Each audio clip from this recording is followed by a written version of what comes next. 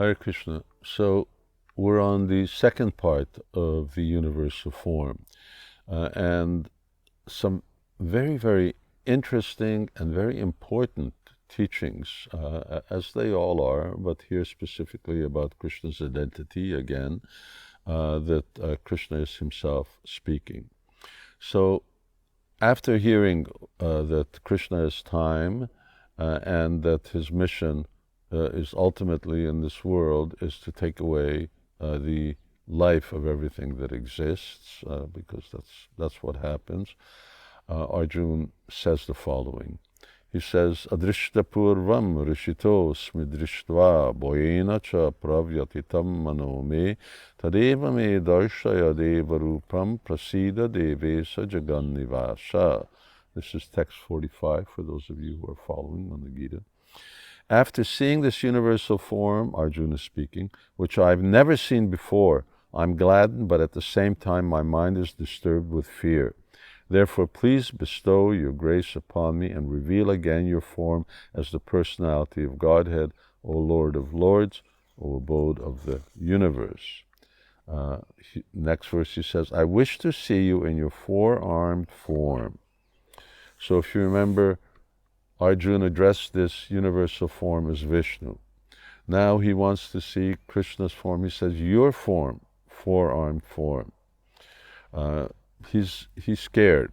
It's just too much, everything that he's seeing, and therefore he wants to see Krishna again. He asks to see his four-armed form. So then Krishna says, all right, my dear Arjuna, happily have I shown you by my internal potency the supreme universal form within the material world. No one before you has ever seen this primal form, unlimited and full of glaring effulgence. So this is neither by studying the Vedas, nor by performing sacrifices, charity, yoga, pious activities, can I be seen in this universal form. So then he says, now you can see me in the form that you desire. In verse 50, then the speaker of the Gita, Sanjaya, says, Krishna, having spoken thus to Arjuna, displayed his four-armed form and at last showed his two-armed form, thus encouraging the fearful Arjuna. So notice the sequence. Universal form, four-armed form, two-armed form. Now sometimes this misunderstanding is that Krishna is a expansion of Vishnu, a form of Vishnu, but not so. Here, the four-armed form comes first and the original comes after, the two-armed form. And that becomes clear here. When Arjuna saw Krishna as in his original form, because Manushyam Rupam, in his original human-like form, so very beautiful, so he said, oh, Janardhan, seeing this human-like form so very beautiful, I'm now composed in mind, and I'm restored to my original nature. Arjuna is restored to his original nature because he saw the original form of Krishna.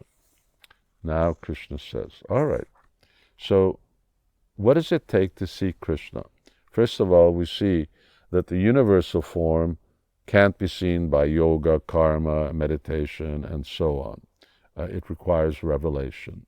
And it was revelation to Arjuna because Arjuna is practicing bhakti yoga. He's a bhakta.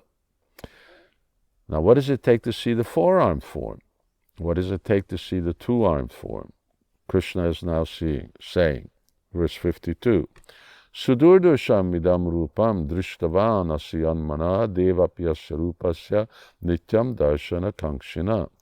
My dear Arjuna, this form of mine you are now seeing, the two-armed form, is very difficult to behold. Even the demigods are ever seeking the opportunity to see this form, which is so dear. How can it be seen? Now he answers, the form you are seeing cannot be understood by studying the Vedas, nor by undergoing serious penances, nor by charity, worship. It is not by these means. In other words, you can't see Krishna with you can't see God. You can't see the Supreme by yoga, meditation, austerities, what have you. How can you? Now he says, Bhaktu ananyaya sakya aham eva vodo arjuna gyatum drashtum chitatvena praveshtum cha parantapa. My dear Arjun, only by undivided devotional service can I be understood as I am standing before you and can thus be seen directly. Only in this way can you enter into the mysteries of my understanding. Only is being repeated twice, and Krishna is saying, only by undivided devotion. Now, we've spoken about this before. What does undivided devotion mean? Another phrase would be undiluted. Undivided devotion means that bhakti which has no other motivation mixed in with it. It doesn't have the motivation of gaining some material benefit. It doesn't have the motivation to become free from suffering or liberation. It doesn't have the motivation of getting some mystic yoga. It doesn't have the motivation that I want to increase my sex life. I want to become wealthy. I want to become beautiful. I want to have a good family. The motivation is to please the Supreme and to advance in pure devotion. And even that advancement is also for the sake of spiritual elevation, is not the real purest form of bhakti. The purest form of bhakti is spiritual development for the purpose of better serving the Supreme. And it's only by that type of bhakti, which is underlined by that type of motivation, that one can ultimately see Krishna. But you have to have the eyes. Krishna has to give the eyes when he's satisfied. Now let's just conclude on this chapter. Krishna says, my dear Arjun, he who engages in my pure devotional service, free from the contamination of fruitive activities and mental speculation, who works for me, who makes me the supreme goal of his life, and who is friendly to every living entity, he certainly comes to me. So we conclude this chapter like this, and Krishna says these really beautiful words. He's directing us at bhakti yoga towards him, and who's also friendly to all other living entities.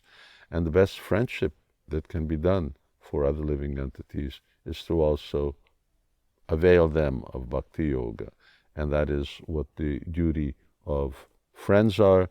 That's what the duty of parents are to their children. It's what the duty of everyone is in this world, is to benefit others by giving them knowledge of the Supreme. That's the way to see Krishna. And if we want to really advance spiritually, it's this type of bhakti that we need to practice. And we shouldn't be distracted even by the wonderful universal form, what to speak of by the universe or the little country that we live in and this little tiny little planet that we live on. We should not get distracted. As Arjuna became bewildered and fearful when he saw the universal form, so similarly the same thing will always happen to us when we see our little part of the universe or our little universe. And therefore we should target at the Supreme, because that is what will give us real peace and happiness. Hare Krishna. Chapter 12, next session.